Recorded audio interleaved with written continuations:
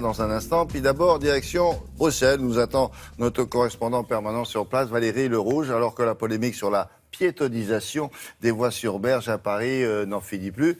Allons voir comment ça se passe chez nos voisins, et notamment à Bruxelles. Et là, vous allez voir, cette ville est en pleine expérimentation de c'est probablement la plus grande zone piétonne d'Europe. Alors, comment ça se passe? Ça, c'est la question. Voici la réponse de Valérie. Bonjour. Bonjour William, eh bien ça se passe très bien. Regardez, je peux faire mon jogging matinal au milieu du boulevard qui était très fréquenté avant. On entend presque le bruit des oiseaux. Il n'y a pas d'odeur de gaz d'échappement. Tout se passe bien en apparence en tout cas, car en réalité William, ça se passe mal, ça se fait, mais dans la douleur et dans la colère. Ça fait pourtant plus d'un an, presque un an et demi que ce piétonnier, c'est comme ça qu'on l'appelle ici, est expérimenté, mais il fait encore régulièrement la une des journaux. La ville a dû modifier 3 fois les accès. Il n'y a rien à faire, il y a encore un gros noyau dur de commerçants qui ne décolèrent pas et qui demandent régulièrement son retrait. Reportage avec Juan Palencia et Stéphane Schaumer. Des piétons, des vélos et des troncs d'arbres pour se poser. Voilà à quoi ressemble désormais le cœur névralgique de Bruxelles depuis 15 mois. Sur 50 hectares, l'équivalent de 70 terrains de foot, plus une seule voiture ne circule. On joue au ping-pong, donc on est content, on boit une bière. Enfin, c'est magnifique, c'est la Belgique. Il y a de la musique, il y a des gens qui font du freestyle football, de la danse. C'est évidemment un paysage beaucoup plus sympathique qu'un océan, enfin qu'une marée de voitures. Mais ils ne sont pas très nombreux à apprécier ce piétonnier. Mal aménagé selon certains, peu convivial, mal fréquenté le soir. Beaucoup n'arrivent pas à l'apprivoiser. Le piétonnier, c'est pas terrible, voilà. Et toute la journée, on entend les gens qui rouspètent pour ce piétonnier. Il pourrait être aménagé d'une façon un peu plus agréable, plutôt que mettre des rondins, des troncs d'arbres. Et qui dit blocage de la circulation, dit bouchon aux abords de la zone piétonne. De quoi échauder les clients selon les commerçants. Certaines boutiques ont même fermé définitivement et la plupart assurent avoir vu chuter leurs ventes depuis un an.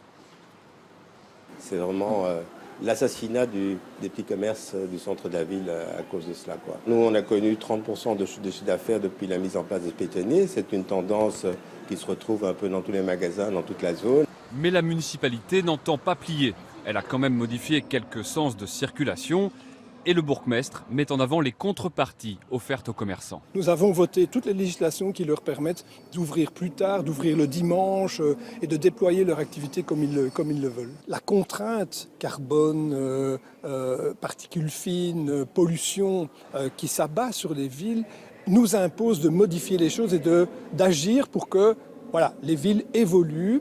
La période d'expérimentation terminée, la ville devrait maintenant aménager progressivement son piétonnier pour qu'il ressemble à ça en 2018. En attendant, les Bruxellois doivent se contenter de ça.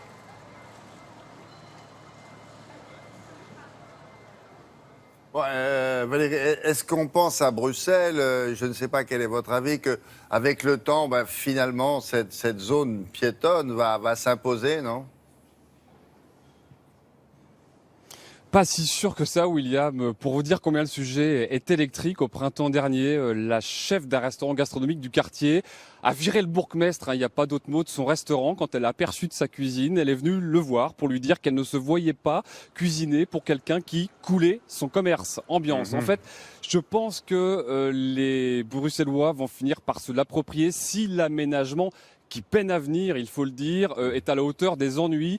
En fait, l'erreur est peut-être d'avoir d'abord bloqué les accès aux voitures pour observer comment ça se passait, pour ensuite aménager. Mais du coup, les gens ont du mal à venir, à s'approprier ce piétonnier. Ce sera peut-être le cas dans les mois ou les années à venir. Mais alors, bloqué, pas pour tout le monde. Je vois qu'il y a les livraisons peuvent se faire. Je vois un taxi là-bas, ça c'est possible aussi.